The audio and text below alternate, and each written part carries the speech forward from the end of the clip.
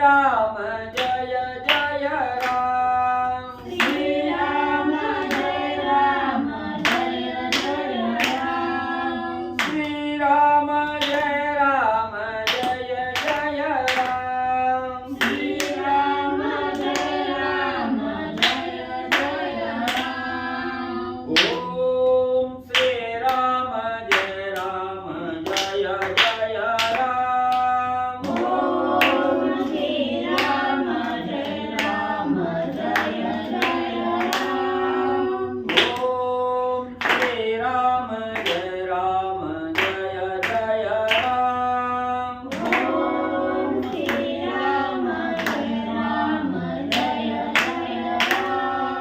श्री राम जय राम जय जय राम श्री राम जय राम जय जय राम श्री राम जय राम जय जय राम श्री राम जय राम जय जय राम ओम श्री राम जय राम जय जय राम ओम श्री राम जय राम जय जय राम ओम श्री राम जय राम जय जय राम ओम श्री राम जय राम जय जय राम श्री राम जय राम जय जय राम श्री राम जय राम जय जय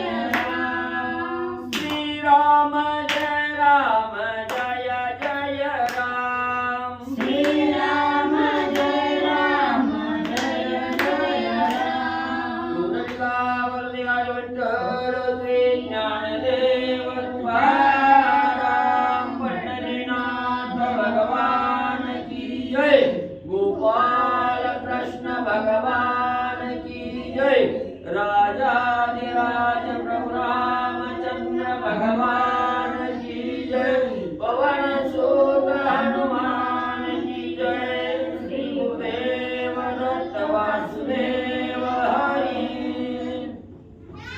श्री गणेशाय नमः सरस्वती नमः वक्रतुंड महाकाय गुरुगुणी समप्रभा निर्विघ्नं कुरु मे देवं सर्वकार्येषु सर्वदा गणनाथ रमेशो बृहस्पति पंचायताने स्मरे नित्यवेदवाणी प्रवर्तते गुरुर्ब्रह्मा गुरुर्विष्णु गुरुर्देवो महेश्वरा गुरुर् साक्षात् परब्रह्म तस्मै श्री गुरवे नमः श्रोता तुझी तु देवा श्री रुक्मिणी वरा पांडुरंगाय नमः पुंडलिकावतार विठ्ठल श्री ज्ञानदेव तुकाराम पंढरीनाथ भगवान की जय राजाधिराज प्रभु रामचंद्र भगवान की जय पवन सुत हनुमान की जय श्री गुरुदेव दत्त वासुदेव हरी हे परव बंतर खेळ तिथनं उठत तिथनं लवकर श्री गणेशाय नमः श्री सरस्वती नमः श्री प्रभु रामचंद्राय नमः जय जयाजी श्री गुरु समर्थ भाविकांते मोक्षदाता अनाथनाथा कृपावंता करुणाकरा दीनबंधू श्री गणेशाला वंदन करून प्रभू रामचंद्राचं स्मरण आणि सद्गुरूशी शरण जाऊन कथेचं अनुसंधान आहे ग्रंथकर्ते मनोहर सूत महाराज आणि असणाऱ्या सद्गुरूची असणारी प्रार्थना करत असताना त्या ठिकाणी म्हणू लागलेले गुरुवाल्या तुम्ही समर्थ आहात त्या ठिकाणी कशाचा समर्थ आहात असणाऱ्या भाविकाला असणाऱ्या त्या ठिकाणी म्हणजे साधकाला मोक्षाचा मार्ग त्या ठिकाणी दाखवणारे आणि हे सद्गुरू त्या ठिकाणी आहेत मोक्षदाता असणारे सद्गुरू आहेत अनाथाचा नाथ त्या ठिकाणी असणाऱ्या अनाथावरच्या मस्तकावर कृपेचा हात त्या ठिकाणी ठेवणाऱ्या आणि करुणाकार असणारा त्या ठिकाणी दिनाचा बंधू म्हणून त्या ठिकाणी असणाऱ्या सद्गुरुवर्या अगाध भक्तीचा महिमा भक्तप्रिय सर्वोत्तमा भक्तिविना निरर्थक जन्म प्राणियांचा निर्धारे मग ग्रंथकर्ते त्या ठिकाणी म्हणतात असणाऱ्या गुरु भक्तीमध्ये जो साधक लीन त्या ठिकाणी झाला तो साधक असणाऱ्या भगवंताला सुद्धा त्या ठिकाणी प्रिय असतो आणि असणाऱ्या गुरुचा प्रिय जो साधक आहे तो असणाऱ्या भगवंताला अतिशय आवडता त्या ठिकाणी असतो आणि ज्या साधकाच्या अंगी भक्ती ही ओतप्रोत त्या ठिकाणी भरलेली नाही, त्या साधकाचा जन्म हा असणारा निरर्थक आहे. जन्माला येऊन काही त्या ठिकाणी उपयोग होत नाही. म्हणून असणारी अंगी भक्ती त्या ठिकाणी स्वीकारावी आणि भक्ती ज्यांना असणारी त्या ठिकाणी जाणली गेली, भक्ती ज्यांना अंगीकारले गेले, तोच साधक असणारा धन्य धन्य त्या ठिकाणी होतो. या लागी भावा धरुणी अंतरी प्रचित घ्यावी शरीरी आत्मप्रचित गुरु प्रचित हरी शास्त्र प्रचित तिसरी जाणीचे. म्हणून म्हणजे असणारा त्या ठिकाणी जरी असणाऱ्या देहाचं सार्थक त्या ठिकाणी करायचं असलं तर गुरु भक्ती त्या ठिकाणी आचरणात आणावी लागते आणि ती असणारा मनाच्या ठिकाणी एकनिष्ठ भाव त्या ठिकाणी धारण करावा. आणि कुठलंही कार्य भगवंताचा असणारा भाव त्या ठिकाणी जर मनाच्या ठिकाणी धरला गेला तर असणारं सफल त्या ठिकाणी होतं. म्हणून प्रत्येक साधकानं या असणाऱ्या देहाला काहीतरी प्रचिती त्या ठिकाणी यावी किंवा असणारं प्रायश्चित्त त्या ठिकाणी मिळावं. म्हणून असणारं स्वतःच्या आत्मप्रचित आणि असणारी गुरुची कडून मिळणारी जी असणारी विद्या आहे त्या ठिकाणी किंवा शास्त्रानं जी मिळणारी विद्या आहे याची असणारी प्रचिती या शरीराला त्या ठिकाणी आणि म्हणले द्यावी. म्हणून दृष्टांती कथा भाग सत्य स्वयं बोलिला श्री अनंत ही जाणी जे शास्त्र प्रचित ऐका दृष्टांत दुसरा. म्हणूनच असणारा त्या ठिकाणी म्हणजे या असणाऱ्या कथेमध्ये जो असणारा दृष्टांत त्या ठिकाणी दिलेला आहे हा असणारा दृष्टांत म्हणजे असणारी शास्त्र प्रचिती त्या ठिकाणी आणि स्वतः असणाऱ्या भगवंतांनी त्या ठिकाणी सांगितलं गेलं की शरीराला प्रायश्चित्त त्या ठिकाणी मिळायचं असलं तर ते शास्त्रामध्ये त्या ठिकाणी सांगितलं गेलं याची असणारी प्रचिती याचा असणारा अनुभव आणि त्या ठिकाणी घ्यावा ग्रंथकर्ते सांगतात. भक्तावतेला अर्थांतरा तो जाणी जे गुरु कृपा साचार भाव धरुणी उकलावे अंतरा मग साक्षात्कार आत्मप्रचिती. मग त्या ठिकाणी असणारी प्रचिती ही कुठल्या 3 प्रकारची प्रचिती त्या ठिकाणी सांगितली.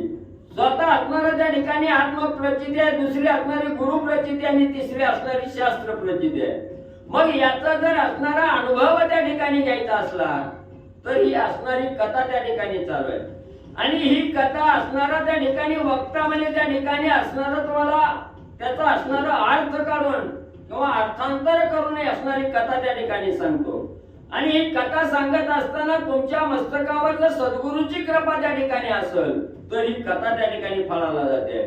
आणि सद्गुरूची कृपा होण्यासाठी अंतःकरणाच्या ठिकाणी ही कथा ऐकत असताना भाव त्या ठिकाणी धरावा लागतो आणि भाव धरून जर ही असणारी कथा त्या ठिकाणी श्रवण केली तर त्या असणाऱ्या कथा ऐकल्यापासून असणारा साक्षात्कार त्या ठिकाणी घडतो आणि साक्षात्कार घडला की आपल्या आत्म्याला त्या ठिकाणी कळतो की आपला भाव काय आहे या असणाऱ्या कथेवर. त्यावेळेस असणाऱ्या साधकाला आत्मप्रचिती आल्याशिवाय आणि राहत नाही.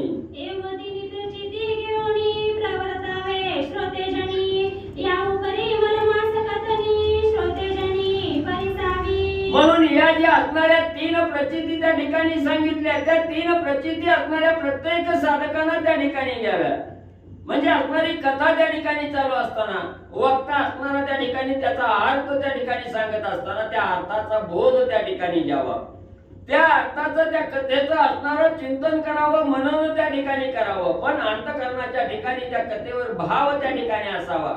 आणि ज्या वेळेस असणारी कथा चालू असताना त्याचं असणारं चिंतन केलं, मनन त्या ठिकाणी केलं की असणाऱ्या साधकाला साक्षात्कार घालल्याशिवाय त्या ठिकाणी राहत नाही आणि साक्षात्कार घालला की आत्मप्रचिती आल्याशिवाय आणि राहत नाही. म्हणून कुठलीही कथा मनाच्या ठिकाणी भाव धरून आणि त्या ठिकाणी मध्ये श्रवण करावी. लक्ष्मीनारायण संवाद तोची श्रोतिया करू विशद ऐकावी चक्षण सावधान जेणे हरेल वेद मानसी. म्हणून असणाऱ्या त्या ठिकाणी ग्रंथकर्ते सांगतायत असणारी लक्ष्मी माता आणि असणारे विष्णू भगवंत आहेत या दोघांचा असणारा संवाद आहे त्या ठिकाणी. लक्ष्मी माता असणाऱ्या भगवंताला मनातील असणारी शंका त्या ठिकाणी विचारतात, त्या शंकेचं निरसन भगवंत त्या ठिकाणी करतात. याचा जो असणारा संवाद आहे तो श्रोते मंडळीने असणारा त्या ठिकाणी अतिशय विचक्षण बुद्धीने त्या ठिकाणी सावध करून एकाग्र असणारा त्या ठिकाणी लक्ष देऊन कथा म्हणजे त्या ठिकाणी ऐकावी. श्रीरत्नाच्या बोले पुरुषोत्तम अनुपम्य ऐकिली जी महिमा तरी पुढील परसावे नेमा कवणे परी आचरावे. मग असणाऱ्या त्या ठिकाणी क्षीराब्दीची कन्या असणारी त्या ठिकाणी म्हणजे लक्ष्मी माता आहेत आणि लक्ष्मी माता भगवंताला सांगू भगवंता, आतापर्यंत तुम्ही असणारं या अधिक महिन्याचं महात्म्य त्या ठिकाणी सांगितलं, व्रत सांगितलं, नेम त्या असणारं त्या ठिकाणी सांगितलं, दान सांगितलं, दीपदान त्या ठिकाणी सांगितलं. ही महान असणारी कथा त्या ठिकाणी ऐकवली, सांगितली गेली. मग या असणाऱ्या म्हणजे त्या ठिकाणी या अधिक महिन्यामध्ये नेम त्या ठिकाणी कसा करावा, मग हा नेम त्या ठिकाणी केल्यानंतर काय होतं आणि या नेमाचं पालन त्या ठिकाणी कोणी केलं, कोणी असणारा नेम साधला गेला, याचं सविस्तर कथानक म्हणजे मला सांगा.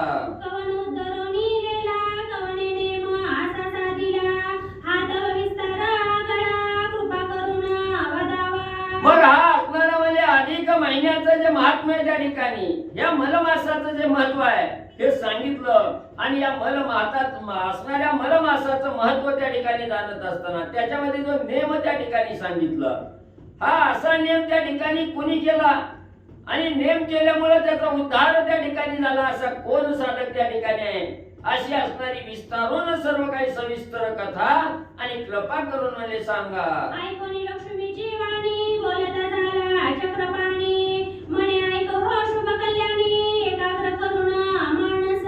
मग लक्ष्मी मातेचा प्रश्न भगवंतानी ऐकला गेला आणि भगवंत त्या ठिकाणी सांगू लागले की असणार मी आता म्हणजे तुझ्या मनामध्ये जे असणार मला त्या ठिकाणी शंका आली किंवा विचार त्या ठिकाणी प्राप्त झाला, त्या अनुषंगाने तुला सांगतो त्या ठिकाणी. पण असणार कथा ऐकत असताना त्या ठिकाणी कसं आहे, सावध त्या ठिकाणी असावं, एकाग्र मन त्या ठिकाणी कथेवर असावं, असं असणार त्या ठिकाणी कथा सांगतो. एकाग्र आणि एकचित्तान असणारी कथा त्या ठिकाणी श्रवण कर. भगवंत लक्ष्मी मातेला सांगतात, मेरू तळाची ठाई जाण, शिवकांची नगरी विस्तीर्ण, ब्रह्मसमुद्र परिपूर्ण, अध्ययन घरोघरी. मग त्या ठिकाणी असणारे भगवंत सांगू लागलेले आहेत, मेरू पर्वत आहे आणि या मेरू पर्वताच्या खालीच म्हणजे असणार त्या ठिकाणी सप्तपुरी आहे. त्या ठिकाणी अशी असणारी सप्तपुऱ्यापैकी असणारी जी कांची आहे, शिवकांची आहे, आणि ही कांची अतिशय म्हणजे त्या ठिकाणी विस्तीर्ण भली मोठी असणारी नगरी आहे त्या ठिकाणी. आणि याच असणाऱ्या शिवकांची मध्ये अतिशय श्रेष्ठ असणाऱ्या जे काही ब्राह्मण मंडळी आहेत, ही ब्राह्मण त्या ठिकाणी राहतात. प्रत्येकाच्या घरी वेदाचं अध्ययन त्या ठिकाणी आणि म्हणले करतात. गोकर्णाचे पश्चिम दिशे अपूर्व नगरी ते असे, शूद्र क्षेत्री सर्व धर्म वसे, वेद मार्गे वर्तिती पाये. मग असणाऱ्या गोकर्ण क्षेत्राच्या म्हणजे पश्चिम बाजूला त्या ठिकाणी ही अपूर्व अशी असणारी शिवकांची आहे आणि त्या शिवकांचीची असणारी स्थापना त्या ठिकाणी झालेली आहे. गोकर्ण क्षेत्राच्या पश्चिम दिशेला ही शिवकांची असणारा त्या ठिकाणी नगर आहे. तिथं असणार म्हणजे अतिशय क्षुद्र असणारी त्या ठिकाणी लोक त्या क्षेत्रामध्ये त्या ठिकाणी राहतात. अतिशय धर्मानं, न्यायानं, नीतीनं त्या ठिकाणी कार्य करणारे आणि जी काही वेदानं असणार ज्ञान प्रगट केलेलं आहे, त्या असणाऱ्या वेदाच्या मार्गानं आणि वर्तन करणारे लोक या शिवकांची मध्ये आणि म्हणले वर्तन करतात. वेद मर्यादा अनुलंघती कोणी, ब्राह्मणा पूजती वर्गतिनी, श्रौत स्मार्ता वगृहिणी, सदाचारी ब्राह्मणा वर्तिती जे. मग त्या असणाऱ्या शिवकांची मध्ये जे काही असणारी ब्राह्मण मंडळी त्या ठिकाणी राहत होती आणि जे काही असणाऱ्या वेदानं बंधन घालून त्या ठिकाणी दिलेलं आहे, या वेदाप्रमाणे सर्व काही आचरण त्या ठिकाणी करतात, वर्तन त्या ठिकाणी करतात. वेदाचं थोडं सुद्धा असणारं उल्लंघन त्या ठिकाणी करत नाही आणि तिन्ही वर्णाचे असणारे ब्राह्मण आहेत त्या ठिकाणी. ही आपलं असणारं कार्य आणि असणाऱ्या वेदानुसार आणि वेळे पार पाडतात. नगराची रचना अति अद्भुत, पाहून जननयना तटस्थ होता, रम्य गोपुरे लखलखित, बरवी झळकत रवी किरणे. आणि या असणाऱ्या शिवकांचीचं नगर त्या ठिकाणी दृष्टीला पडलं की साधक म्हणजे त्या ठिकाणी नुसतं मन लावून त्या नगरीकडे त्या ठिकाणी बघतो. सगळे जन लोक त्या ठिकाणी आनंदाने म्हणजे वर्तन त्या ठिकाणी करतात. एवढी शोभा आहे त्याचं असणारं वर्णनच म्हणजे करता येत नाही. एवढी असणारी शोभा या शिवकांचीला त्या ठिकाणी आहे. भल्या मोठ्या असणारी त्या ठिकाणी गोपुर आहेत, असणाऱ्या माड्या आहेत त्या ठिकाणी आणि असणारे सगळं म्हणजे तोरण पताका लावून आणि म्हणजे झळकत आहे.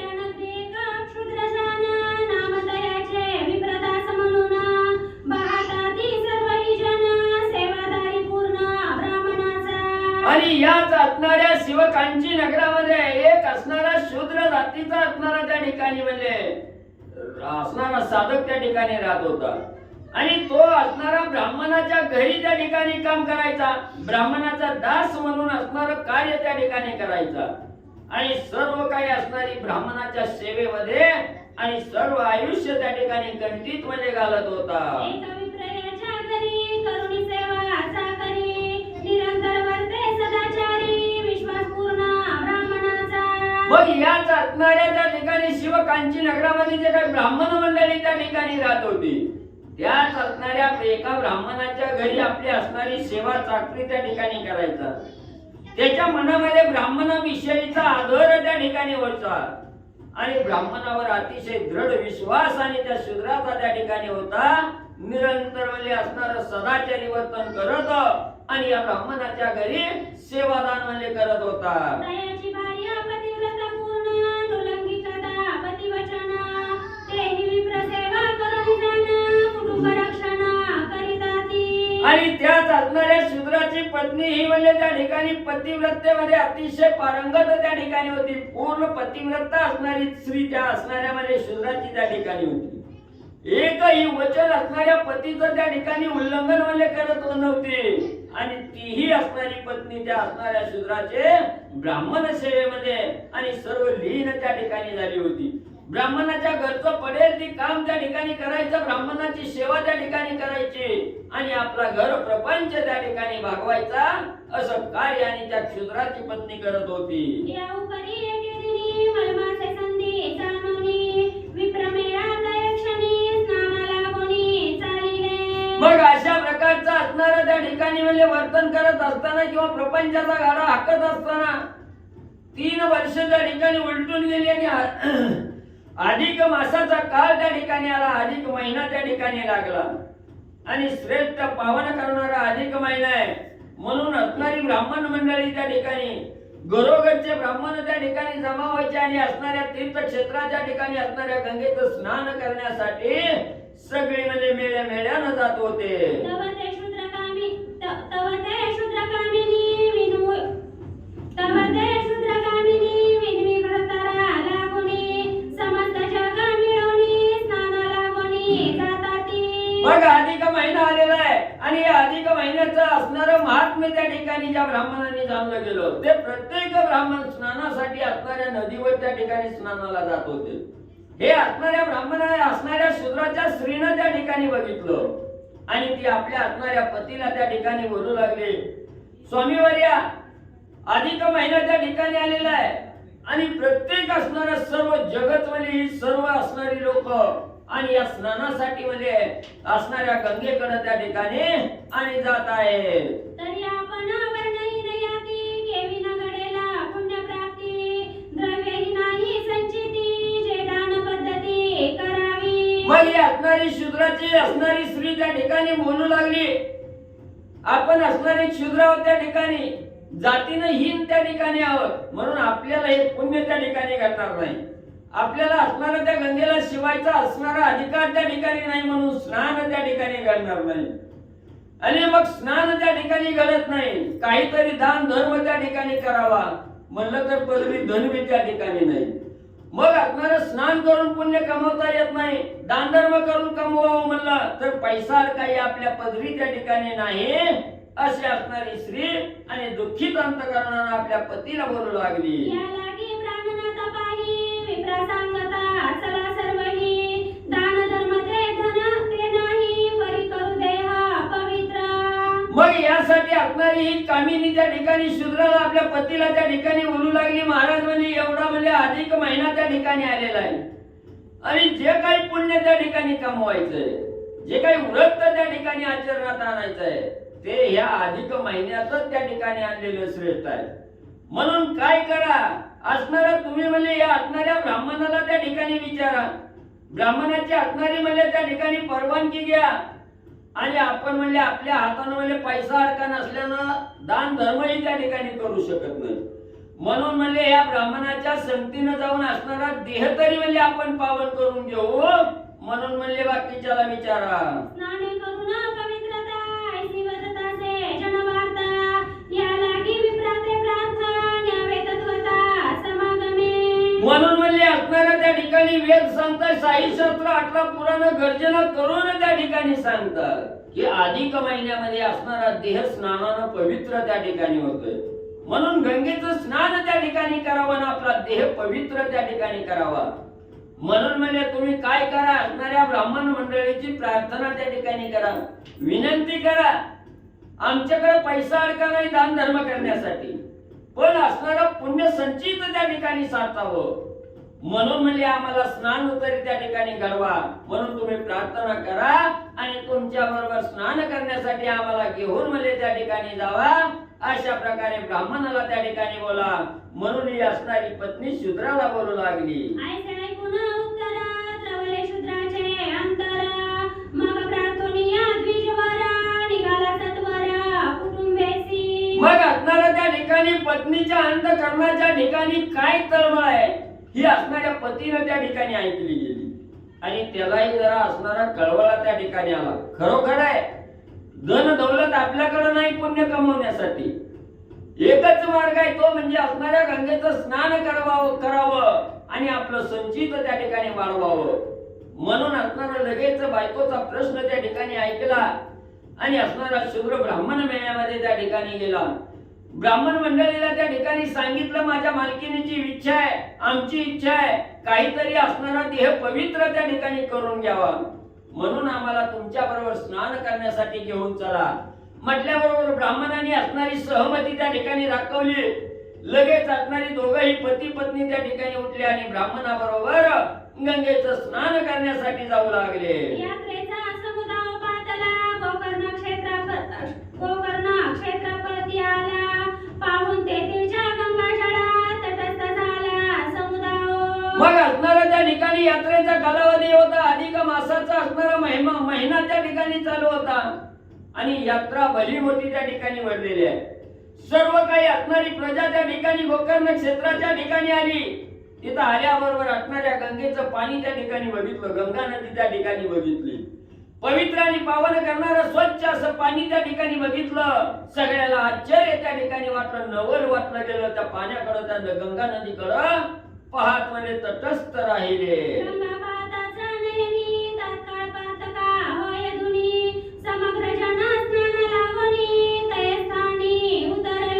मग असणारा त्या गंगेचा भाव काय होता साधकाच्या मनात.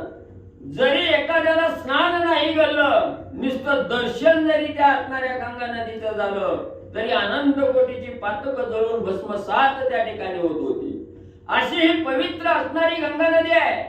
म्हणून अनेक लोक त्या ठिकाणी यात्रेच्या ठिकाणी आलेले होते आणि प्रत्येक जण आपण या असणाऱ्या गंगा नदीमध्ये स्नान करावं म्हणून गंगा नदीमध्ये उतरले. नित्य करीती स्नान दानस यात्रा राहिली एक मास, विप्रासवे शूद्रही स्नानास स्त्रिये सहित जात असे. मग असणारा म्हणजे प्रत्येक जण म्हणजे महिनाभराची यात्रा त्या ठिकाणी होती. रोज उठायचं, असणाऱ्या गंगा नदीमध्ये स्नान त्या ठिकाणी करायचं आणि असणाऱ्या ह्या ब्राह्मण मंडळी बरोबर ही जी काय असणारी शूद्र त्या ठिकाणी होते हेही त्या ठिकाणी आणि म्हणजे स्नानासाठी जाऊ लागले. नित्य स्नान विधी सारुनी, मग पुष्प बिल्वादी आणुनी, नित्य पूजिताचे शिवभवानी भावार्थमनी आगळा. मग असणाऱ्या प्रत्येक साधकाच्या मनी असणारा एकनिष्ठ भाव त्या ठिकाणी होता. भक्तीला अंगीकारलेलं होतं आणि ज्यानं भक्ती अंगीकारली त्याचा भाव त्या ठिकाणी साचला जातो. आणि प्रत्येक भाव मनाच्या ठिकाणी गंगा नदीमध्ये स्नान त्या ठिकाणी करायचं. तिथला असणारा गंगा नदीवरचा असणारा सर्व काही विधी त्या ठिकाणी उरकायचा. फुलं घ्यायची, बेलाची पानं त्या ठिकाणी घ्यायचे आणि नित्य असणाऱ्या शंकर पार्वतीचं असणारं दर्शन करायला त्या ठिकाणी येऊ लागले. उभेता जावनी वनात काष्ठभारा आणि ती नित्य त्याचा विक्रय करून सत्य द्रव्य संचय करीताती. मग आता हा असणारी यात्रा आहे, महिन्याची यात्रा आहे. महिनाभर पूर्ण महिना यात्रा त्या ठिकाणी चालते आहे. मग आपण तर काही धन त्या ठिकाणी साचवलेलं नाही. आपण शूद्र जातीचे आहोत. लोकांची सेवा करायची, पोटा पाण्याचा असणारा त्या ठिकाणी विचार करायचा, भागल असणारं धन मिळतं तेवढंच पोटाला त्या ठिकाणी खायचं. मग इथं यात्रेच्या ठिकाणी आली, दान धर्म करण्यासाठी पैसा नाही, कुटुंबाचं पालन पोषण करण्यासाठी काय करायचं. म्हणून असणारी दोघही नवरा बायको ती शूद्राची होती. ती असणाऱ्या वनात त्या ठिकाणी जायची, वाळलेली लाकडं त्या ठिकाणी गोळा करून आणायची आणि या गावात आणून त्या ठिकाणी विकायचे आणि आपला पैसा त्या ठिकाणी साचवायचे. अशा प्रकारचं कार्य आणि शूद्र आणि पती पत्नी करू लागली. मौन्यान बोलती कवनासी, नक्तराती उपवासी, सायंकाळी सारती भोजनासी, नित्य नेमेसी वर्तत.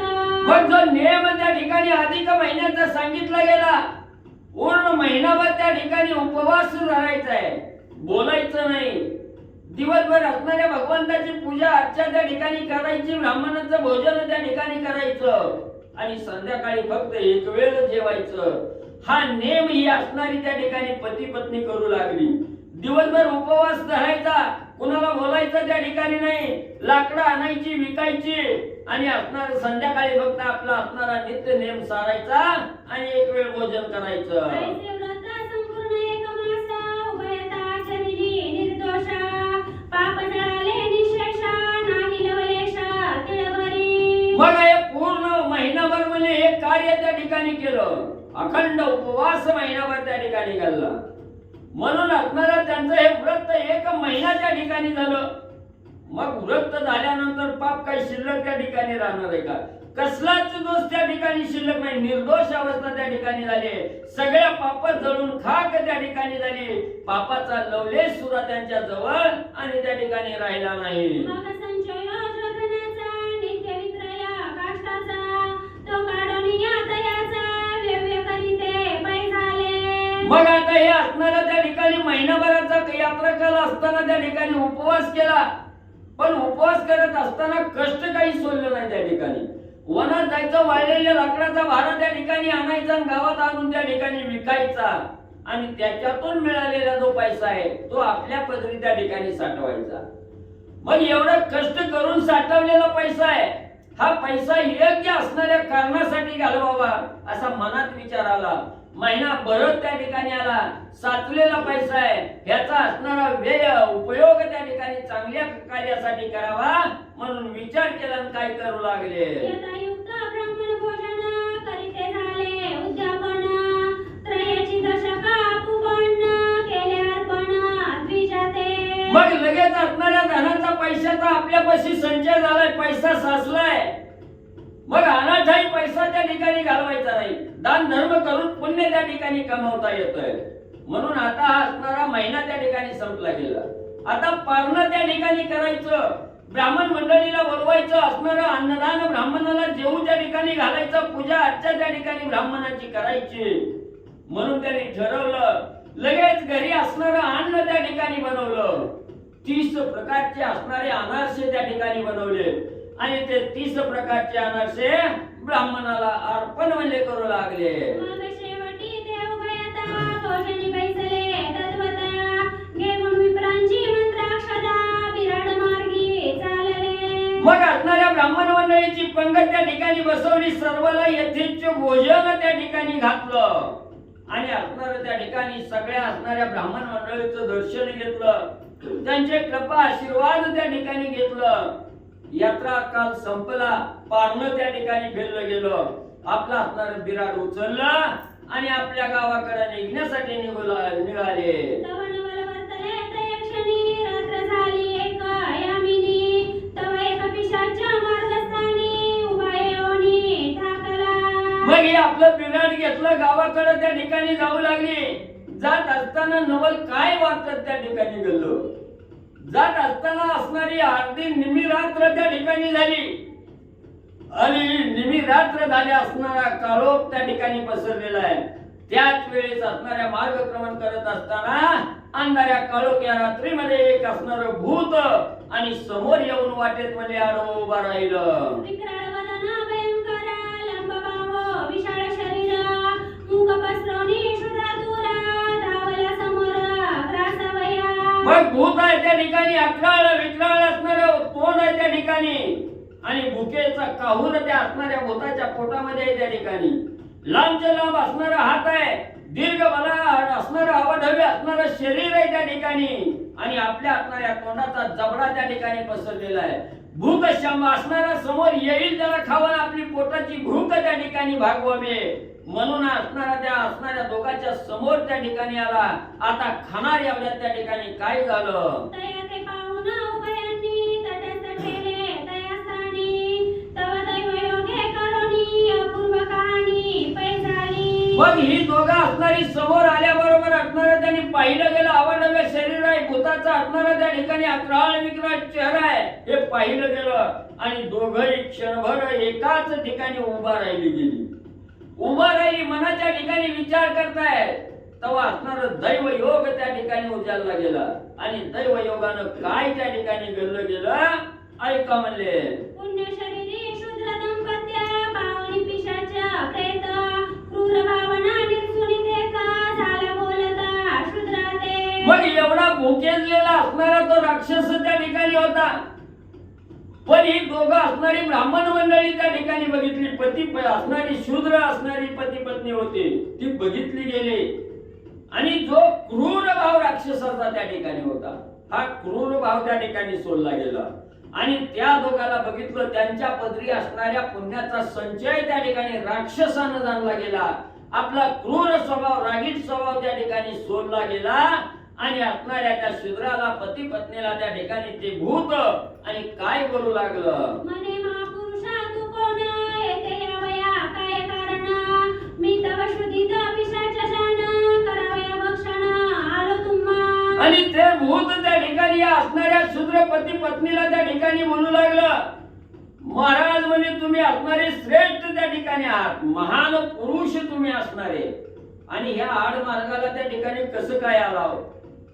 मी तर असणाऱ्या त्या ठिकाणी पिशाची योनीमध्ये त्या ठिकाणी म्हणजे आलेलो आहे. आणि मी अतिशय भुक्याजलेलो त्या ठिकाणी आहे. मी समोर येईल त्याला त्या ठिकाणी सोडत नाही, खाल्ल्याशिवाय त्या ठिकाणी राहत नाही. आणि तुम्ही म्हणजे इथं काय कारण धरून त्या ठिकाणी आला असा आपला क्रूर भाव सोडला. आणि शांततेने त्या ठिकाणी राक्षस त्या शूद्राला बोलू लागलेला आहे. परितव दर्शने समाधान पावन झाले माझे मन, तू ते करिता संभाषण वाटे पावन होईन मी. मग त्या ठिकाणी असणारा भूत बोलू लागलाय, महाराज म्हणजे तुमचं असणारं दर्शन त्या ठिकाणी झालं. आणि माझा जो क्रूर भाव त्या ठिकाणी होता हा क्रूर भाव नाहीसा त्या ठिकाणी झाला. मनाला शांती वाटली. म्हणून एखाद्याचा चेहरा पाहिल्याबरोबर आपल्या मनाला समाधान त्या ठिकाणी लागावं अशी अवस्था या भूताची त्या ठिकाणी झाली. सांगू लागला, माझ्या अंतःकरणाच्या ठिकाणी क्रूर भाव होता तो तुम्हाला पाहिल्याबरोबर माझा क्रूर भाव त्या ठिकाणी नाहीसा झाला. जे रागीट स्वभाव त्या ठिकाणी नाहीसा झाला. म्हणून म्हणजे तुम्ही असणारे त्या ठिकाणी महान त्या ठिकाणी आहात. आणि तुम्हाला मी एवढं त्या ठिकाणी पाहिलं, मनाला समाधान झालं. आणि तुम्हाला बोलत असताना त्या ठिकाणी माझ्या मनामध्ये शंका आले की या महान पुरुषामुळं आपण त्या ठिकाणी उद्धरून जाणार, आपण सुद्धा पावन त्या ठिकाणी होणार असं मला त्या ठिकाणी वाटतं. ते असणार भूत आणि त्या शूद्राला बोलू लागलं, आजवरी या पर्वत शिखरी मी फिरत होतो वनांतरी, वक्र व्याघ्र नादपरी सुधारी हिंडत असे. महाराज म्हणजे आजपर्यंत या असणाऱ्या पर्वतावर म्हणजे मी असणार ह्या वनामध्ये कित्येक दिवस झालं त्या ठिकाणी फिरतोय. वाघ शिळ काहीतरी आपल्याला सापडतील आणि आपली भूक त्या ठिकाणी शमवता येईल म्हणून म्हणजे ह्या असणाऱ्या वनावर म्हणजे वनामध्ये आणि कित्येक दिवस मी फिरत आहे असा असणारा भूत आणि त्या ठिकाणी बोलू लागलेला आहे. परिशुद्धान होया ताय सर्वता या शुद्धेता फिरे मी तत्वता, तव दृष्टीत देखिले अपचिता विप्रदासा तुझ लागी. म्हणून म्हणजे मिळेल ती त्या ठिकाणी खाल्लं गेलं पण कवाच म्हणजे माझी भूक त्या ठिकाणी म्हणजे शमली नाही. माझं असणारं समाधान कवाच म्हणजे त्या ठिकाणी झालं नाही. म्हणून दृष्टीला जी काही अचानक त्या ठिकाणी पडल ते सर्व काही मी त्या ठिकाणी खात होतो. भूक भागत नव्हती आणि या भुकेसाठी त्या ठिकाणी एवढा वनामध्ये फिरतो आणि अचानक म्हणजे तुमचं असणारं दर्शन मला त्या ठिकाणी झालं. तरी कृपावंता दयानिधी निरसी माझी भवव्याधी, देवोनिया पुण्य औषधी भवभय व्याधी हरावी. म्हणून म्हणजे असणारं त्या ठिकाणी एवढं म्हणजे अचानक तुमचं असणारं दर्शन त्या ठिकाणी झालं. म्हणून म्हणजे तुमच्या जवळ असणाऱ्या पुण्याचा संचय त्या ठिकाणी आहे. म्हणून मी पावन त्या ठिकाणी होईल असं वाटतं मला. म्हणून तुम्ही आता असणारी माझ्यावर कृपा त्या ठिकाणी करावी आणि मला असणार त्या ठिकाणी म्हणजे या असणाऱ्या देहापासून मुक्त करून मला पावन त्या ठिकाणी करावं असं असणार भूत त्या ठिकाणी बोलू लागलं. ऐकून दयाचे उत्तर शूद्रवदे तेव्हा प्रत्युत्तर म्हणे तू पूर्वी होतासी थोर ते सविस्तर निवेदी. मग त्या ठिकाणी या भूताचं बोलणं त्या ठिकाणी असणाऱ्या शूद्रांना ऐकलं गेलं आणि असणारा शूद्र त्या ठिकाणी बोलू लागला की बाबा तू असणारा त्या ठिकाणी म्हणजे पूर्वी कोण होता, कशामुळे तुला ही असणाऱ्या भूताची अवस्था त्या ठिकाणी प्राप्त झाली, कशामुळे तू राक्षस योनीमध्ये त्या ठिकाणी पडला, ही सविस्तर कथा म्हणजे मला सांग. कवन पापस्तवा पाहे पिशाच देहाला झाले आहे तो सांगे लागला आहे पुढे उपाय विचारू. मग त्या ठिकाणी असणाऱ्या शूद्राने विचारलं कोणत्या असणारा असं पाप तुझ्या हातून त्या ठिकाणी घडलं की या पाप केल्यामुळे हा असणारा भूताचा देह त्या ठिकाणी प्राप्त झाला, भूतवत अवस्था आपली त्या ठिकाणी झाली, का झाली, काय पाप त्या ठिकाणी आचरणात आणलं असं ज्या वेळेस शूद्राने विचारलं त्यावेळेस आपली असणारी कथा आणि भूत सांगू लागलं. हे रुमने ऐके स्वामी राजा पूर्वी मी क्षेत्रजा वंशी राजा होतो पराक्रमी तेजपुंजा शत्रू सहजा पायतळी. मग हे असणारं भूत त्या ठिकाणी शूद्राला सांगू लागलं महाराज म्हणजे मी असणारं पूर्वी म्हणजे असणाऱ्या त्या ठिकाणी क्षत्रिय वंशामध्ये असणारा जन्माला त्या ठिकाणी आलेलो होतो, राजा म्हणून त्या ठिकाणी वर्तन करत होतो आणि असणारा अतिशय पराक्रमी तेजपुंज त्या ठिकाणी असणारा पराक्रमी लढवय्या असणारा राजा मी त्या ठिकाणी होतो, सहज शत्रूचं निर्दळन त्या ठिकाणी आणि करत होतो. सर्वांवरी दरर पाहे कापती सर्वही राये एवढ मंडळी पाळी निर्भया नाही भय पापाचे. मग म्हणजे असणारा त्या ठिकाणी हे वर्तन करत असताना सर्व म्हणजे तिन्ही तळातली लोक म्हणजे त्या ठिकाणी सगळे राजे माझं नाव नुसतं ऐकलं की थरथरा त्या ठिकाणी कापत होती आणि सगळी जी काय असणारी या म्हणजे असणारी राज्यामध्ये असणारी जी काय मंडळी त्या ठिकाणी होती, यवन मंडळी मुस्लिम मंडळी त्या ठिकाणी होती, यांना ही असणार कसलंच म्हणजे भीती त्या ठिकाणी होत नव्हती, निर्भयपणानं आणि मी त्या ठिकाणी वागत होतो. पण मनाच्या ठिकाणी आपण वाईट वागतोय, वाईट कार्य त्या ठिकाणी करतोय, पाप करतोय याचा विचार कवा सुद्धा त्या ठिकाणी केला नाही असं ते भूत सांगू लागलं. पुण्यलेशा नाही सर्वथा स्वप्निनेने धर्मवार्ता मार्ग पाडोनी तत्वता वस्तु हरी मार्गस्थांच्या. मग एवढंच नाही, पुण्यात्मक कर्म हा देह प्राप्त झाल्यापासून राजा होतो, धन होतं, अभाव असणारी संपत्ती त्या ठिकाणी होती, पण पुण्याचा लवलेश सुद्धा त्या ठिकाणी संचित नव्हता किंवा सासवलेला त्या ठिकाणी नव्हता. धर्मानं नीतीनं वागायचं तर सोडूनच त्या ठिकाणी द्या, धन कसं येईल कसं मिळेल याचा विचार करत असणाऱ्या वाटसरूला त्या ठिकाणी अडवायचं, हानमार करायची, असेल तेवढं धन त्या ठिकाणी काढून घ्यायचं, अशा प्रकारचं पापात्मक कर्म आणि त्या ठिकाणी मी करत होतो असं असणार भूत सांगू लागलं.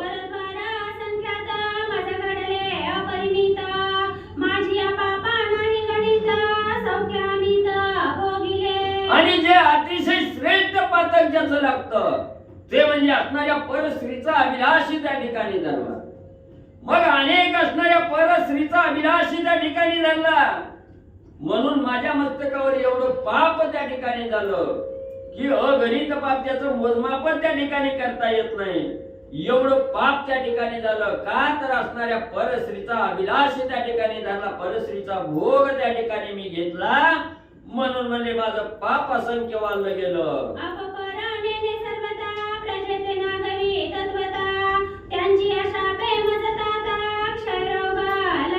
मग हे राज्य कारभार करत असताना त्या ठिकाणी मी आपलं बी समजलं नाही, पण कमी त्या ठिकाणी समजलं नाही.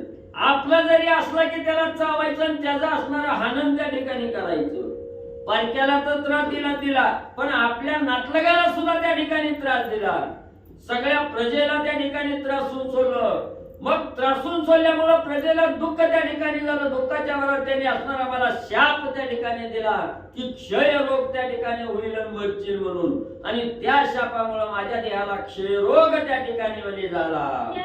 मृत्यू पावलो सभे काय यमदूती करशुनिया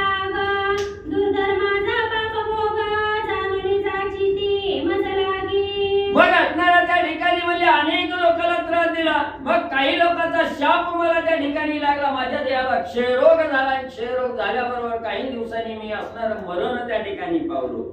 मेल्याबरोबर असणाऱ्या यमनगरीचे यमदूत त्या ठिकाणी आले. मला नाही ते असणार ताडण त्या ठिकाणी केलं. असणाऱ्या केसाला धरून असणाऱ्या यमदूतांनी वडीत त्या ठिकाणी नेलं. काटेरी वनातून त्या ठिकाणी नेलं. मला अनेक असणाऱ्या जाचना त्या ठिकाणी आणि यमदूतांनी म्हणजे दिल्या. चला हरी बोल.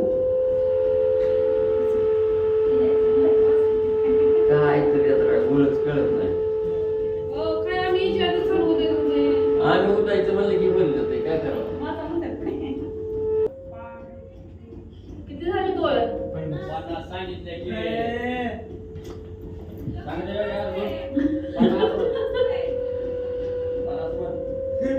मी दान धर्म केलाच नाही. अतिता भंग्याने काही चिंत पर्वणी स्वप्नही पाहिली नाही पापिष्टे. पन्नास झाले उसा काय आता. मी दान धर्म केलाच नाही. अतिता भंग्याने काही चिंत पर्वणी स्वप्नही पाहिली नाही पापिष्टे. कथेचं अनुसंधान तो असणारा पिशाच त्या क्षुद्र जातीच्या एका व्यक्तीला ज्यानं निष्काम भावनेनं ब्राह्मणाची सेवा केली. अधिक महात्म्य या अधिक महिन्यामध्ये स्नान दान विप्राची सेवा केली. त्याच्या पुण्यानं ह्याला ज्ञान प्राप्त झालं आणि तो सांगायला सुरुवात केली. म्हणले महाराज, जिवंत असताना मी कुठल्याही प्रकारचा दान धर्म केला नाही. आतिथ्य कोणाचंही आतिथ्य मी केलं नाही. आणि अशा प्रकारे मग माझं शरीर संपल्यानंतर ना यमदूत आले आणि यमदूत मला घेऊन गेले. द्रव्य असूनी माझे पदरी मी तो तीर्थ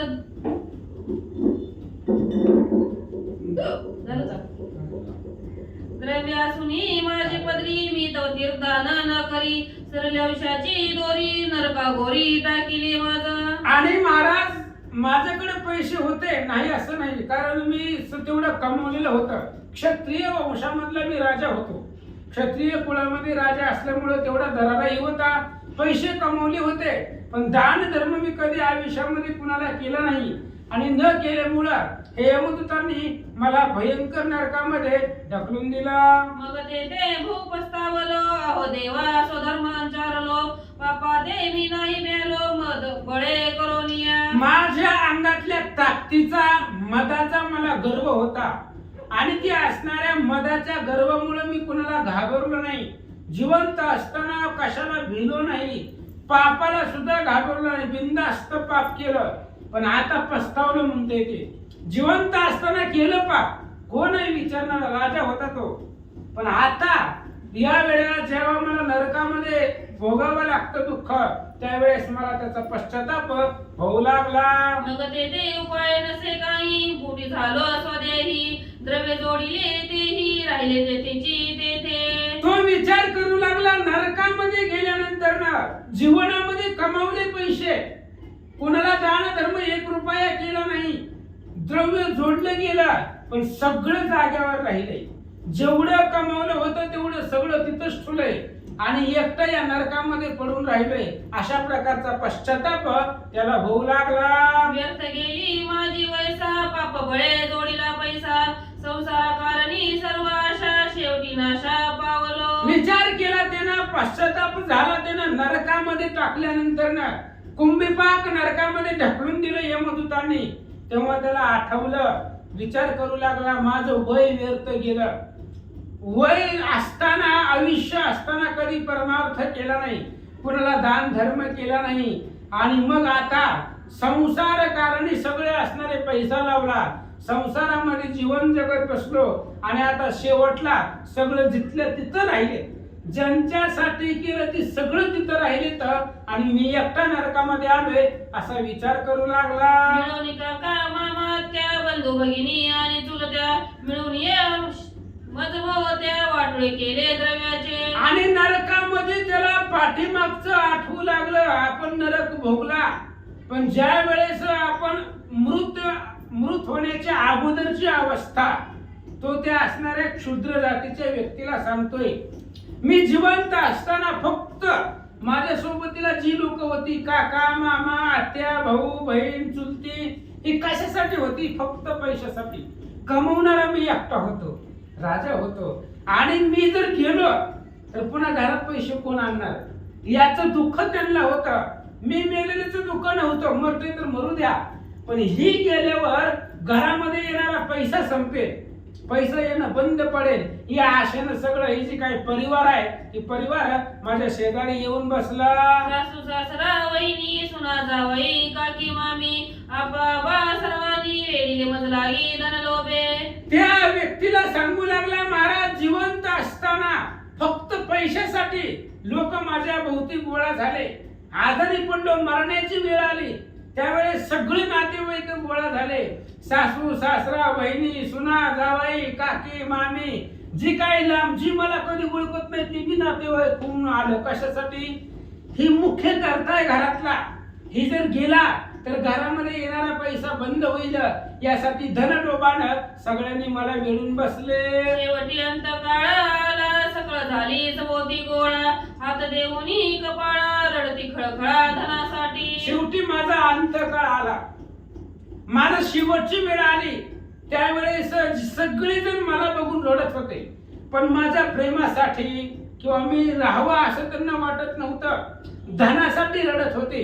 ही जर बाबा गेला तर घरात येणारं धन कमी पडेल, कमवणारा हा होता, म्हणून माझ्या भोवती गोळा करत बसलेली सगळे नातेवाईक पैशासाठी कपाळ भरून रडत होते. मनाती छत्र गेले मुचे, कोण रक्षण करील कुटुंबाचे, शेवटी नाही कोणी कोणाचे, सर्वही जायचे सर्वले. आणि ते नातेवाईक शेजारी बसून रडू लागले, बोलू लागले, कुटुंबातलं हे करताय आणि हा जर गेला तर कुटुंबाचं रक्षण कोण करील?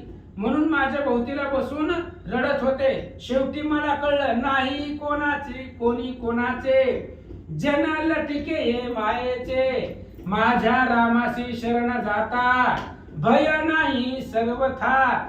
मनकोजी बोधले महाराजांचा अभंग आहे. जन हे लटिके मायेचे, दिल्या घेतल्याचे, अंतकाळीचे कोणी नाही. म्हणून त्याला आता आठवायला लागले, कोणी कुणाचं नाही. ही जी सगळी लोक जमा झाली ती सगळी पैशासाठी होती, असं तो विचार करू लागला. ऐसी गती झाली माझी, शेवटी यमयातना प्राप्त झाली, सर्व आटले तय काळी, सोडविता बळी न दिसे पै. अशा प्रकारची माझी अवस्था झाली. मी मेलो, कारण आम्हाला माहिती होतं आम्ही जीवनामध्ये कधी पुण्याची कामं केलीच नाही, त्यामुळं फिक्स नरकामध्ये बुकिंग झालेलं होतं.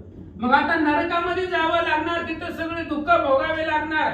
मग माझ्या लक्षामध्ये आला, आता सोडवणारा कोणी नाही. जे आपल्यासाठी रडत बसली होती, कपाळा पडून रडत होती, त्यातलं कोणीही आपल्याला सोडवता येणार नाही, अशा प्रकारचा विचार माझ्या मनात आला. काळाची मुखी होणी सर्वथा न देखो कोणी सोडविता, या लागी विलक्षण जनी तत्वता मोक्ष पंथा स्मरावे. अहो ग्रंथ करते सांगतायत, काळाच्या तोंडातून बाहेर काढील असा कोणीच बलवान नाही, जगामध्ये असा कोणच समर्थवान नाही की तो काळापासून सोडवू शकेल.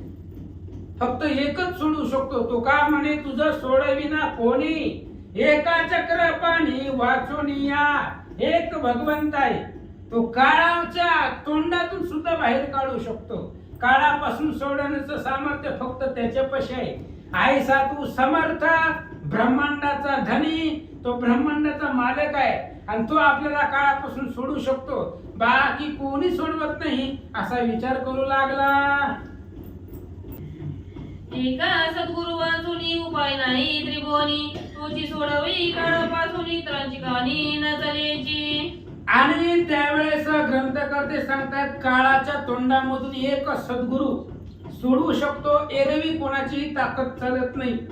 भगवान परमात्मा आणि जो सद्गुरु आहे तो या काळाच्या मुखामधून सोडवू शकतो, बाकी कोण्याही पाहुण्या रावळ्याची सोयऱ्याची ताकद काळापासून सोडवण्याची नाहीये, महाराज सांगतात. ऐसा मी फार पस्तावलो, शेवटी रवी पडता झालो, तेथे बहुत जावलो, कुसमुसलो अंतरी. आणि त्या क्षुद्र नावाच्या व्यक्तीला ही असणारे पिशाच आपली पूर्व कथा सांगतोय. की मी नरकामध्ये गेल्यानंतर ना तिथं यम लोकांनी मला रौरव नावाचं नरक आहे, कुंभिपाक नावाचं नरक आहे, आणि त्या रौरव नरकामध्ये टाकल्यानंतर ना मला जीवनामध्ये आपण जे केलं त्याचा पश्चाताप तिथं होऊ लागला. तेथे कुंभपाक कुंड तळी विस्तीर्ण लहान तोंड तया माझी नरक भरला उदंड तोची दंड प्राणी आते. तिथं कुंभिपाक नावाचं एक कुंड आहे आणि त्या कुंडाचं तोंड लहान आहे आणि आतमध्ये ते कुंड विस्तीर्ण आहे. त्याच्यामध्ये रक्त पुवा अशा प्रकारचं ते कुंड आहे आणि त्या कुंडामध्ये ढकलून देतात यम लोक, यमदूत त्या व्यक्तीला, पापी लोकांना. तोंड लहान असतं, जात नसलं तरी त्यात बळच घालतात आणि मग त्या असणाऱ्या कुंभिपाकाचं दुःख, रौरव नरकाचं दुःख, काटेरी वनामधून फिरवण्याचं दुःख असणाऱ्या जीवाला यम लोक भोगवतात. त्या माझी नेवणी टाकती एकावरी एक रचिती सुसंत नाही निघावया प्रती पुचकाळ घेती एकाएक. त्या कुंभिपाक कुंडामध्ये टाकतात यमदूत आणि त्याचं तोंड लहान असतं. त्याच्या पाठीमागं एकामागं एक पापी लोक त्यांना कुंडामध्ये टाकतात. तिथून बाहेर येण्याला चान्सच नाही, बाहेर येताच येत नाही. कारण वर्ण लोक फक्त टाकतात आतमध्ये, बाहेर येता येत नाही आणि त्या रक्ताच्या नदीमध्ये, पुवाच्या नदीमध्ये पुचकळ्या द्याव्या लागतात. असं ते दुःख सांगू लागलं. तवर टोले देती यमदूत मागुते अंत लोटीत नाकी तोंडी भरत नरक तो. आणि त्यावेळेस ते असणारे यमदूत वर्ण मारत होता, ते यमपाशानं मारतात. बाहेर जर निघायचा प्रयत्न केला तर यमदंड असतो त्यांच्यापाशी, पाश असतो, त्या पाशानं दंडानं ते मारतात, त्या कुंडाच्या आतमध्ये टाकतात. नाका तोंडामध्ये ते असणारं पुव रक्त सगळं भरलं जातं, बाहेर येण्यासाठी चान्स भेटत नाही. अशा प्रकारचा नरक मी भोगलेला आहे. ऐसे जाचने दिवस बहुत भोगली सहस्र वर्षपर्यंत शेवटी मध काढून देत पिछाचोनी तटाकी. महाराज अशा प्रकारे कुंभिपाक नरकामध्ये 1 वर्षपर्यंत मी होतो. 1 वर्ष त्या कुंभिपाक नरकामध्ये रक्ताच्या पुवाच्या नदीमध्ये मला तिथं राहावं लागलं आणि 1 वर्षाचं दुःख भोगल्यानंतर ना पुन्हा त्यांनी मला तिथून बाहेर काढलं. माझं पाप संपलं नाही म्हणून भूताच्या योनीमध्ये मला ढकलून दिलं. तो तेथे सुद्धा लगता बहुत परिस सकर्मी तरंद मुक्तात कवळमध्ये अडकत सुद्धा शांत न होय. पिशाच योनीमध्ये टाकल्यानंतर ना सुद्धा सदुदित क्षुधेचा त्रास तिथं भोगावा लागला. कारण खायला काही भेटत नव्हतं. खायचं म्हटलं तरी घासाच्या खाली त्या ठिकाणी कवळ उतरत नव्हता, घास जात नव्हता.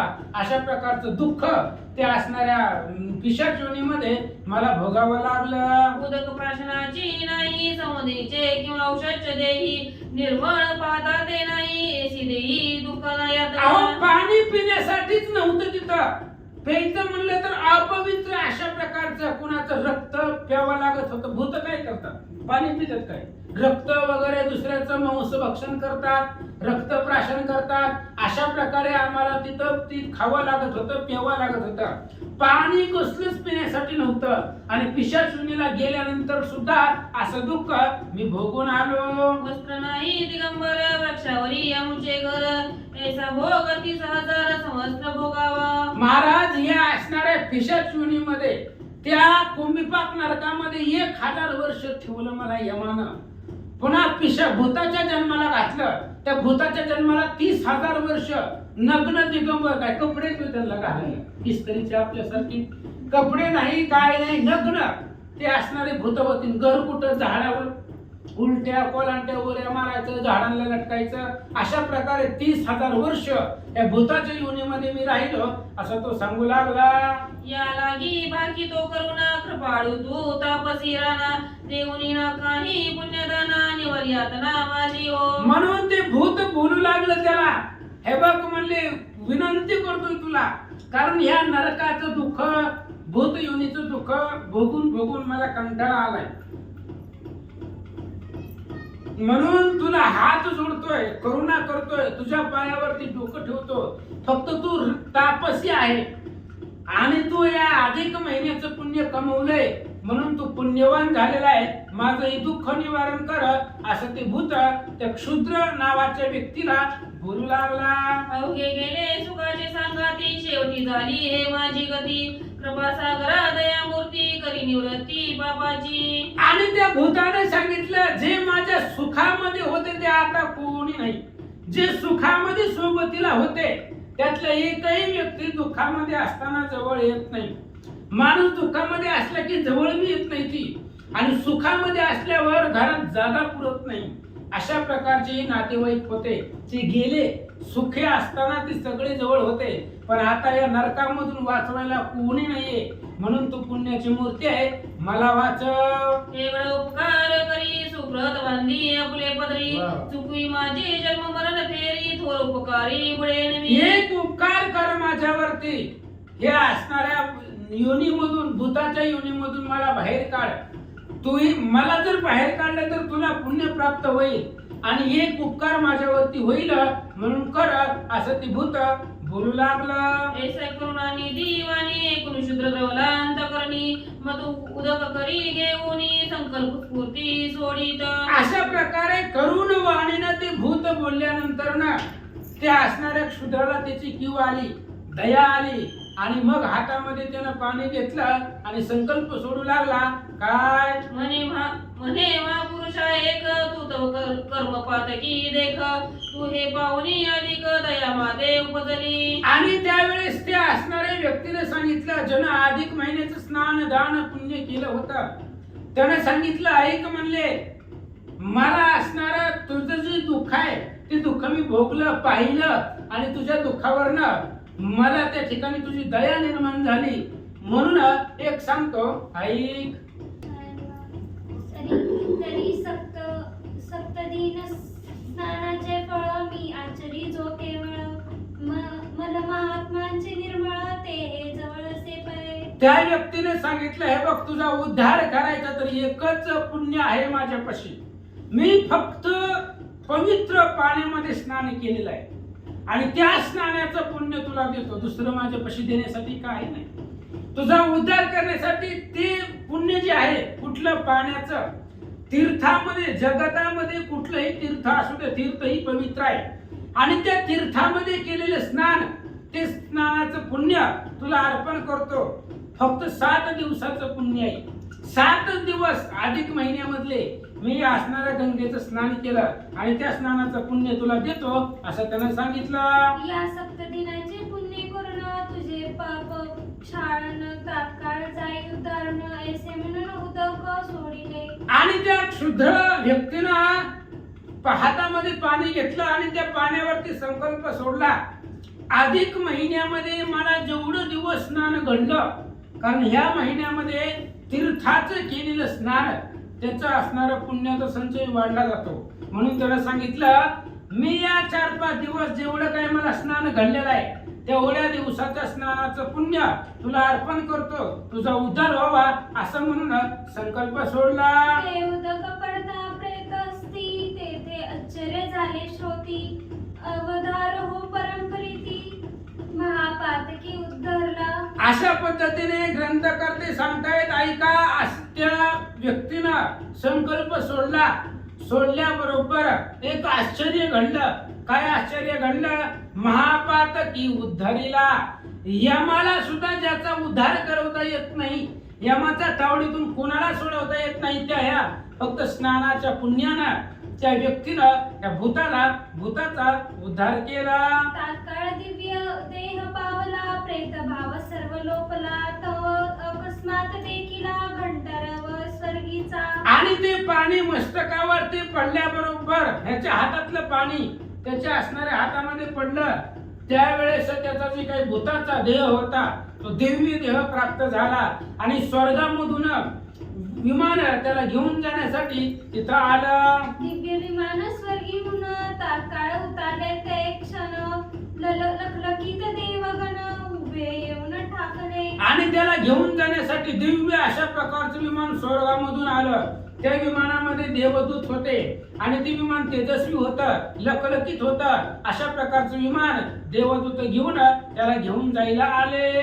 पिशाच उद्धारला तात्काळ विमानी बैसोनी गेला ते वेळ नेत्री पाहते झाले सकळ म्हणती धन्य फळ स्नानाचे. मग बाकीचे लोक विचार करू लागले, धन्य धन्य फळ स्नानाचे. या अधिक महिन्यामध्ये पवित्र तीर्थामध्ये स्नान केलेलंच पुण्य आहे आणि त्या पुण्याच्या बळावरती भूताचा उद्धार झाला, तेवढं सामर्थ्य प्राप्त होतो. दुसऱ्याचा जीवाचा उद्धार करण्याचं बळ पुण्य आपल्याला प्राप्त होतं, तेवढं त्याला झालं. तो असणारा महापातकी भूत उद्धरून विमानामध्ये बसून सगळ्यांच्या समोर वैकुंठाला गेला. कृपाळू तो सर्वोत्तमा, धन्य हा शूद्राचा नेमा केला कर्म अघटित. अशा प्रकारे हे असणाऱ्या मला स्नान अगध महिमा, कृपाळू तो सर्वोत्तमा, धन्य क्षुद्राचा नेमा केले कर्म अघटित. अघटित अशा प्रकारचं कर्म केलं महाराज, जे कोणालाही शक्य नाही अशा प्रकारचं कर्म त्यानं करून दाखवलं. काय केलं? या अधिक महिन्यामध्ये स्नान केला आणि त्या स्नानाच्या पुण्यावरती त्या असणाऱ्या विप्रोत्तमा, त्याचंही नाव विप्रच होतं. काय? तो विप्रदास होता, ब्राह्मण लोकांची सेवा करत होता, क्षुद्र जातीमधला होता, म्हणून त्याने त्या ठिकाणी पुण्य साचवलं आणि भूताचा उद्धार पुण्याच्या बळावरती केला. स्वय पुण्याचे दान केले, ऐसे कधी देखिले नाही केले, ऐसो या पापिया ते उद्धारिले, अनुपम्य केले या क्षुद्रे. ग्रंथकर्ते सांगतायत पुण्य अर्पण केलं, पुण्य दान केलं आणि पुण्य दान करून एका असणाऱ्या भूताचा उद्धार झाला, पिशाचाचा उद्धार झाला. अशा प्रकारचं पवित्र महिमान या असणाऱ्या पर्वामधल्या स्नानाचं महाराज सांगतात.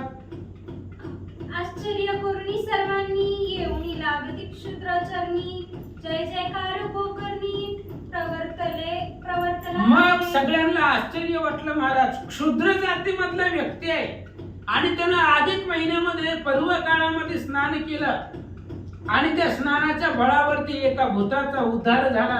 सगळ्यांच्या समोर त्याला घेऊन जाण्यासाठी विमान आलं, म्हणून त्या क्षुद्राच्या नावाचा जय जयकार सर्वांनी केला आणि त्याला वंदन केलं. मग नाना परी दिव्यांना ठाई ठाई विप्र भोजन होता, पुराण कथा श्रवण आनंदपुरी मग लगेच सगळ्यांनी ते असणारा प्रचिती सर्वांनी डोळ्याने पाहिली. मग सर्व लोकांनी तिथली अनेक प्रकारचं दिव्य अन्न पक्वान तिथं बनवलं, ब्राह्मणाला जीव घातलं. पुराण कथा श्रवण कथा कीर्तन भजन पोथी सगळं त्या परिसरामध्ये चालू केलं. स्नान महिमा निवेदिला श्रोतया तुम्हा, जो कथीला सर्वभौम श्री विष्णू लक्ष्मी ते. अशा प्रकारचं हे असणारा अधिक महिन्याचं स्नान महिमा आहे. अधिक महिन्यामध्ये कुठल्याही तीर्थामध्ये स्नान करा, ते स्नान पवित्र राहतं. फक्त ते तीर्थक्षेत्र पाहिजे. अहो पंढरपूरच्या तीर्थक्षेत्राला तुकाराम महाराजांनी सांगितलंय, अवघीच तीर्थे घडली एक वेळा, चंद्रभागा डोळा देखलिया. फक्त चंद्रभागा डोळ्यांनी जरी बघितली तरी सगळ्या तीर्थाचं पुण्य, स्नान घडलेल्याचं पुण्य भेटतं. आणि म्हणून या अधिक महिन्यामध्ये स्नानाचं जे काही पुण्य आहे, न स्नानाचा महिमा आहे, या अध्यायामध्ये ग्रंथकर्त्यांनी सांगितला. तोची प्राकृत भाषे वैखरी भरविला श्रोतियांची कर्णद्वरी, न्यून पूर्ण तो चतुरी क्षमा मजवरी पैकी जे. ग्रंथकर्ते सांगतायत तेच वैखरी भाषेनं प्राकृत भाषेमध्ये तुमच्या पुढे सांगितलं. संस्कृत आपल्याला कळत नाही म्हणून प्राकृत भाषेमध्ये तुमच्या पुढं हे असणारा कथा अनुसंधान मांडलं गेलं. जिथं जिथं तुम्हाला न्यूनपणा वाटेल ते तुम्ही तिथं पूर्ण करा. महाराज सांगतात, मला महात्म्य अगाध महिमा, जेने संतोष पुरुषोत्तमा, म्हणून धरीचे अतिनेमा अनुक्रमे संपदा. आणि ही असणारा अधिक महिना आहे, मलमास आहे, आणि या असणाऱ्या अधिक महिन्याचं जे काही पुण्य आहे, महिमा आहे, तो आघात आहे. स्वतः भगवान परमात्मा या महिन्याचं वर्णन माता लक्ष्मी पुढे करतात आणि या महिन्यामध्ये केलेली सगळी पुण्य कर्म त्यामुळे भगवंताला आनंद होतो. म्हणून व्रताचं आचरण करा. महाराज सांगतात, काही न धन लागता भूत, फुकांचे पुण्य असे जोडत, या लागी साधावे हिता हित हेची गीत सर्वदा. अहो खूप सोपं आहे, ते नाम सोपे रे. रामकृष्ण गोविंद वाचिसी सदगत जपादी, न लगती सायास जावे वनांतरा, सुखी येतो घरा नारायण. ग्रंथकर्ते सांगतात काही पैसा लागत नाही, धन लागत नाही, फक्त फुकटचं पुण्य आहे, जोडत जावा. इथं येऊन बसायला काय पैसे लागतात का? आम्ही काय मागतोय का 5-10 रुपये? काय सुद्धा नाही. फक्त या पवित्र मंदिरामध्ये येऊन बसा आणि कानावरती ही कथा तुमच्या पडली की पुण्य जोडलं जातं. पुण्याचा संचय करायला काही पैसे लागत नाही मला. चलता चलता पुण्य कमवता येतं, पण ते कमवता आलं पाहिजे. आणि अशा प्रकारे ही अधिक महिन्याची कथा ग्रंथकर्त्यांनी सांगितली आणि त्यांनी सहज सांगितलं. सहज बोलणे हित उपदेश.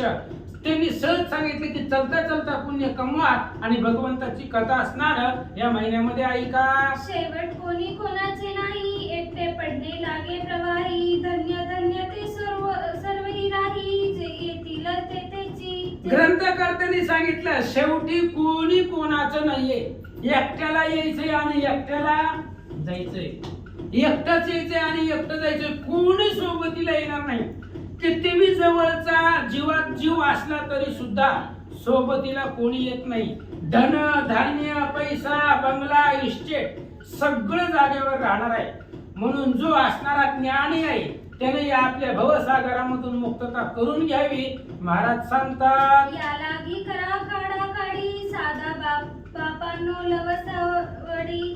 जेणे सुटे काळाची होडी, ऐसी तातडी करावी. आणि याच्यासाठी सांगतायत बाबांनो, या संसारामधून बाहेर निघा आणि काय करा, परमार्थाची ओढ करा. करा रे बापांनो साधन हरीचे.